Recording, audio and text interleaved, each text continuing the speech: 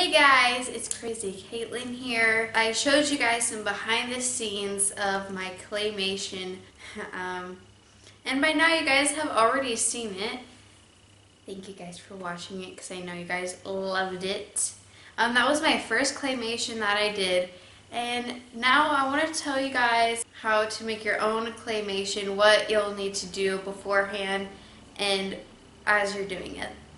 Okay, so the first thing you want to do is you want to create a storyline. So you want to get a piece of paper and then you want to write out your story, or if you're doing what I did where you read a story and then you base it off of the story you read, that is totally fine. Just get your piece of paper and then you want to write basically each individual part. So for mine, for scene 1, I put show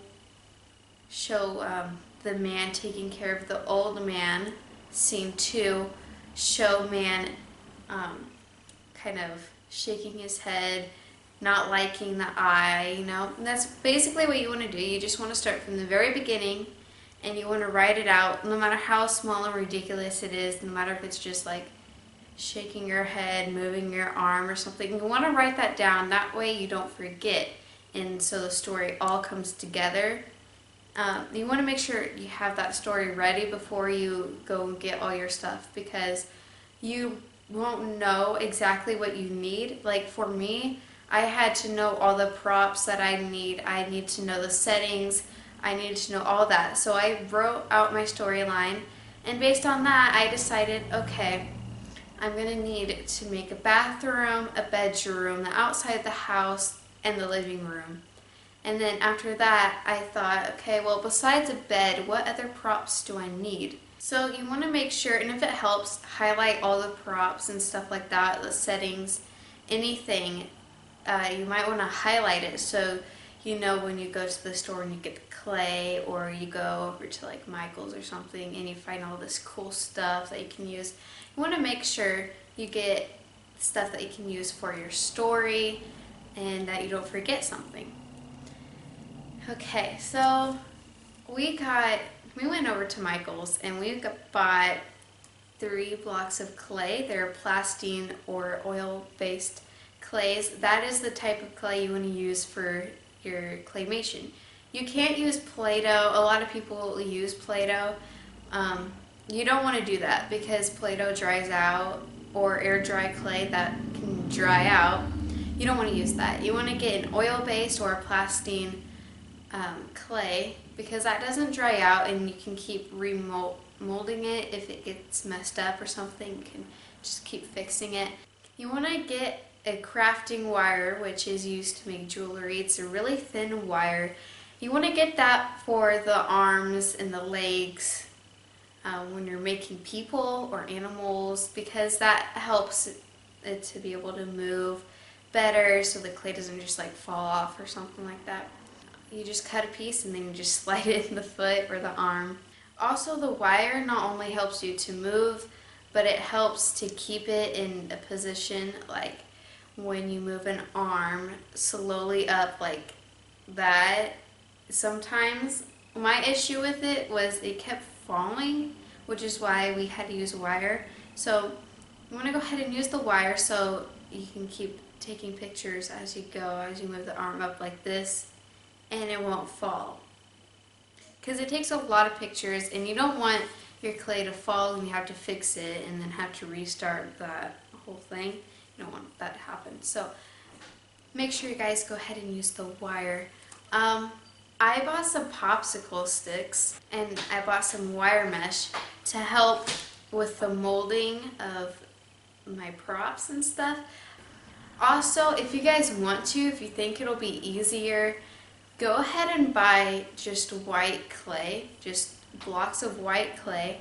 Of course, plastine or oil-based clay, that is crucial. Make sure you guys write down plastine or oil-based clay, and get some oil color. They are little paint packets that are tubes like that tall, and they come in a bunch of different colors. That's what I did. Of course I got black clay because I did a police car, but You guys don't have to do that. You don't have to buy one solid color. You can just buy white and then color it the way you want and then mix it, and it works perfectly just fine. Also, if you guys do it that way, I recommend just using your hands. It does stain. The oil paints, they do stain your hands and clothing. I tried to use gloves because it kept getting on my hands, and when I touched another piece of clay, that would turn like red or blue or something like that. So I tried it with the glove, though that doesn't work very well because it just, the clay sticks to the glove and it was annoying. So you guys can just use your hands. Just make sure you wash your hands in between when you mold it. You mold the clay with the color and you mix it and stuff. After that, make sure you go wash your hands. That way you don't accidentally touch something, realize that there's red on it now, and then you have to recolor it and all that kind of stuff. So make sure you guys wash your hands. Make sure you guys, with the characters, you make them a little bit round, because my problem was I had them kind of flattish, not flat, but just kind of more rectangular. Like, I didn't round it, so they kept falling over, and they're like, if you notice, if you rewatch it and you look at the first scenes and you compare it to the last scenes, you'll notice that the characters went from tall, arm length was fine, legs were fine, the head was fine, and then at the end, the body was shorter, the arms were longer, and the legs were way shorter and stuff like that. That happened because I didn't round it, and I had to like keep squishing it down when I was trying to get it to stand up and stuff like that. So it kept falling over, and it was like irritating me a little bit. So make sure you guys just go ahead and round the people. Okay, another thing you want to do when you're doing a claymation, the lighting has to be even throughout the entire thing. My claymation, I would say, took about 4 hours, I think, good 4 hours, with having to charge the camera twice and then uploading the pictures to your computer and stuff like that. It took about 4 hours to do my short film, but my story was kind of short. I don't know how your guys' stories are, so make sure you guys have an even amount of lighting. You find a place that won't be affected by the shifting of the sun or shadowing. I chose a walk-in closet because it had a light and it was all perfect lighting no matter what time of day it was. So that's where I did mine. But I had an issue because I had carpet, I didn't have hardwood flooring or anything like that.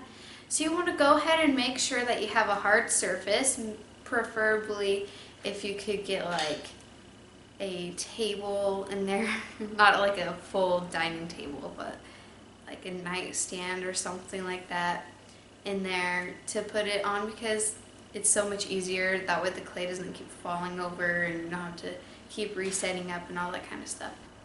Also, you want to be able to use a tripod. I have a tripod. I don't know if you guys do, but you guys could use books, I guess, just stack them and set it on there.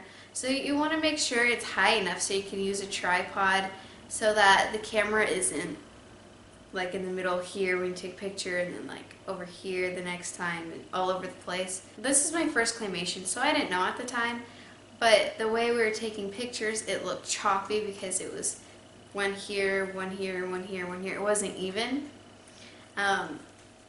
That's a big issue for when you're trying to make it a still movie or motion.